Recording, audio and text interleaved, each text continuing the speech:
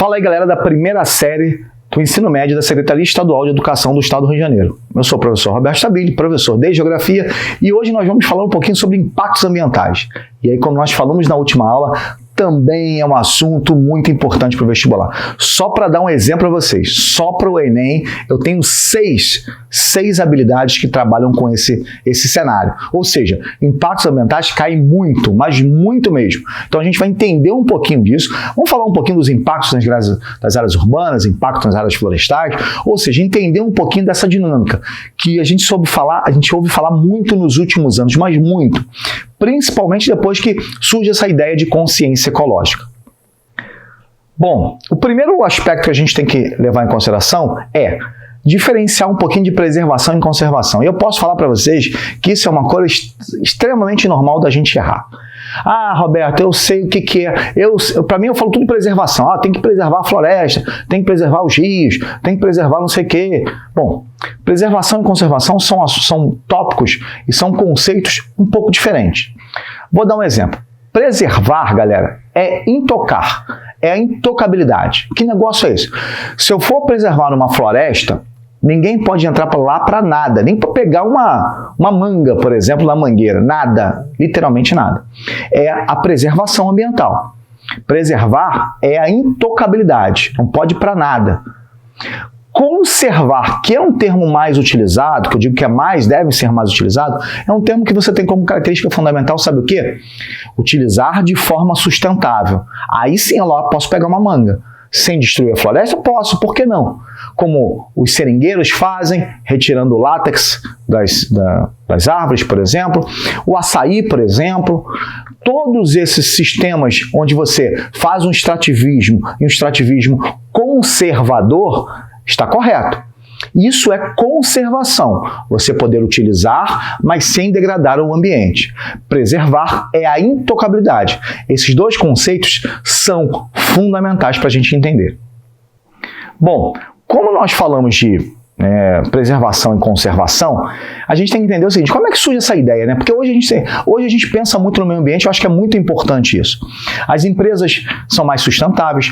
Tem muita gente que compra produto de empresas sustentáveis. A gente fala assim: olha, eu estou comprando aqui um produto orgânico, por exemplo. Eu estou comprando aqui um produto X porque a empresa tal, ela não agride o meio ambiente. Quando você compra lá o lápis da Faber-Castell, que ele fala assim, ó, lápis de madeira reflorestada.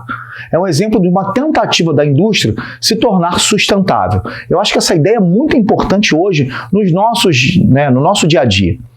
Mas isso surge quando? Na verdade, como é que surge essa consciência ecológica? A primeira reunião ecológica do mundo acontece em Estocolmo, na Suécia, em 1972. E logo depois disso, o que a gente tem? A gente começa a entender um pouquinho que, olha, o meio ambiente é importante. Lembra que nós já tínhamos passado por 3 revoluções industriais, tá? Revoluções industriais muito importantes, que trouxe a produção em massa, que trouxe a questão do toyotismo, a utilização de matérias-primas, e aí a gente passa por essas revoluções industriais que vão modificar o mundo e nós começamos a entender que é necessária uma consciência ecológica. Por quê? Porque a gente está vendo que os números ambientais estão começando a dificultar ou a impactar a população. E essas reuniões ecológicas começam em 72, mas a principal é aqui no Rio de Janeiro, em 1992, a ECO 92, o Rio 92. E ali, já na década de 80, já tinham surgido essa ideia. Vem o processo chamado desenvolvimento sustentável. Você desenvolver sem agredir o meio ambiente. Por quê? Porque lá em 72 tinham 2 tópicos importantes. Desenvolvimento zero ou desenvolvimento a qualquer preço, a qualquer custo.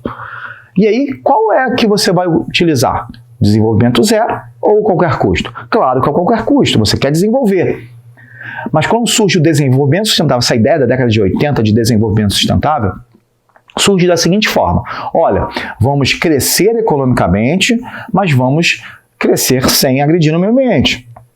Não adianta nada a gente crescer economicamente e causar grandes impactos. Esquece. Então eu preciso que essas indústrias que eu falei comecem a repensar o seu modelo produtivo. E isso é fundamental. Depois vieram outras reuniões ecológicas, em 2002, por exemplo, em Joanesburgo, na África do Sul, que foi a Rio+10, depois veio a Rio+20 aqui no Rio de Janeiro, com essa ideia de de processo de fazer um inventário do que está acontecendo no mundo. Em 2022, daqui a pouco, nós vamos ter uma outra reunião ecológica também para a gente pensar o mundo em si. Porque é muito importante pensar em biodiversidade, pensar em desmatamento, pensar em água, pensar em pesca. Tudo isso foi discutido. Isso tudo é ambiental, tá? Isso tudo é meio ambiente. E é muito importante para o nosso dia a dia. Bom, e aí quando você fala de impactos ambientais, você fala de reunião ecológica, você fala de impacto ambiental. Me diz aí um impacto ambiental que mais a gente pode relacionar com a questão da poluição. Aí todo mundo fala, aquecimento global, Roberto, o degelo das calotas polares, complicado, a Terra está aumentando a temperatura, de acordo com os últimos anos. Isso mesmo, tem muito que a gente falar sobre isso. Mas tem um dos aspectos que eu digo o seguinte, quem polui mais, ocorre isso. Como assim, Roberto? Os países que mais poluem no mundo vão ter, certamente, chuvas ácidas. Para mim, um grande símbolo de poluição chama-se chuva ácida. Quanto mais industrial, quanto mais você produz, mais você emite determinados gases, a ocorrência de chuva ácida é mais constante. Ou seja, vou dar um exemplo hoje da China. A China é um país que polui aproximadamente 29% no mundo, por exemplo. De todos os gases poluentes, 29% vem da China. Ou seja, por quê? Porque ela utiliza o carvão mineral como sua matriz energética. Isso quer dizer que eu queimo carvão e esses gases são emitidos e aí a China sofre com isso. Posso falar o seguinte para vocês.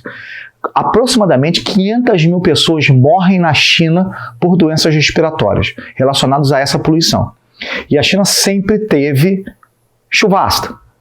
Assim como a China, a Europa, os Estados Unidos. O Brasil teve chuva ácida, o Brasil já teve indício de chuva ácida, devido a uma poluição em São Paulo. Mas, fora isso, o Brasil não é um país que emita tantos gases assim para fazer a chamada chuva ácida, para ter origem à chuva ácida.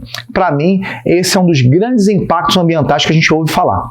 É claro, eu estou falando concretamente, porque a gente está falando de aumento da temperatura no mundo, redução das calotas polares, camada de ozônio, o efeito estufa, são fenômenos também relacionados a isso. Eu só citei a chuva ácida porque ela é específica para quem polui muito.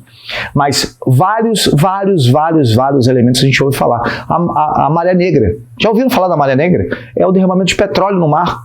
Quantos acidentes nós já tivemos desse? Quantos animais já sofreram com isso? Então, esses são os impactos ambientais no mundo. Bom, quando a gente fala de floresta, todo mundo hoje vem falando muito sobre a floresta amazônica. A preocupação com a floresta amazônica. Por quê? Pela biodiversidade, pelas riquezas que a floresta amazônica tem. E quando a gente fala de impactos ambientais em áreas florestais, é muito importante a gente pensar, por exemplo, na Mata Atlântica, que era a principal floresta brasileira, uma das mais ricas do mundo, que por ela se localizar no litoral do Brasil, ela foi desmatada. Pela ocupação nossa, pela agricultura, pela extração de minérios, pelas obras. Ou seja, todos esses fatores que eu coloquei são fatores relacionados com os impactos nas áreas florestais. Na floresta amazônica, nem se fala. Hoje, quem é que mais impacta a floresta amazônica? Ah, Roberto, garimpeiros? Sim. A expansão da fronteira agrícola? Também. Urbanização? Também. Menos, mas polui. A gente não tem como diferenciar ou discutir o seguinte, olha, esse polui mais que esse. Não. Todos esses são impactos ambientais em áreas florestais. E aí tem um outro problema. O problema é relacionado ao seguinte. Quais são as consequências disso? Perda da biodiversidade? Influência nas chuvas? Porque isso vai acontecer. As chuvas que acontecem aqui na região sudeste, vêm da Amazônia, são os rios voadores. Então, além disso, o solo vulnerável e uma série de fatores das pessoas que vivem nas regiões ribeirinhas. Ou seja, agora eu vou falar, conservar a floresta é fundamental. Já na cidade, galera, é diferente. A gente observa muito os impactos ambientais. Como eu falei, o efeito estufa, esse aumento de temperatura nessas regiões, principalmente de grande concentração urbana. A gente ouve falar muito sobre a questão de ilhas de calor áreas, regiões que você tem temperaturas elevadíssimas. Aqui no Rio de Janeiro você deve ter ouvido falar assim, Bangu tem temperatura muito elevada. Sim, ilha de calor. Existem outros bairros também, Bom Sucesso, por exemplo, Irajá, também tem ilha de calor. São bairros extremamente poluídos. Além de inversão térmica, aquele dia que você saiu de manhã, estava um frio do caramba, você botou aquele casaco, chegou 10 horas da manhã, um calor insuportável, você tem que tirar o casaco, aí de noite bota casaco, depois tira casaco novamente, ou seja, a gente chama isso de inversão térmica. Isso é provocado por quê? Poluição. São características próprias da poluição, e principalmente nas áreas urbanas. Fora que a gente falou dos rios, né, a emissão de gases pelos automóveis, a gente utiliza muita gasolina, tanto que o Rio de Janeiro incentiva os automóveis a colocarem gás. Para quê? Para poluir menos. A poluição atmosférica nas áreas urbanas é visível e, consequentemente, as alterações que afetam diretamente o nosso dia a dia. E aí, galera, essas são as questões ambientais no mundo todo. Hoje, é possível que a grande parte dos países que poluem, estão preocupados com o meio ambiente. Eu falei da China, que produz poluentes através da queima do carvão mineral. A China é um dos maiores produtores de chapas, né, fotovoltaicas. Por quê? Porque ela precisa também melhorar a sua produção de energia. Assim como a maior usina hidrelétrica do mundo está na China, tentando renovar, tentando limpar a sua matriz energética, já que é toda baseada no carvão mineral. Isso, outros países também estão tentando fazer isso. Vou dar um exemplo da utilização de energia nuclear, que é uma energia limpa, não emite gases. Mas, Roberto, é perigosa. Bom, aspas, né? Para os países mais desenvolvidos nem tanto, talvez, mas é uma energia limpa. Existem vários exemplos de tipos de energia, de tentativas de você melhorar o dia a dia. Essa é a consciência ecológica. Bom, galera, espero que vocês tenham entendido. Super importante para os vestibulares e, claro, até a nossa próxima aula.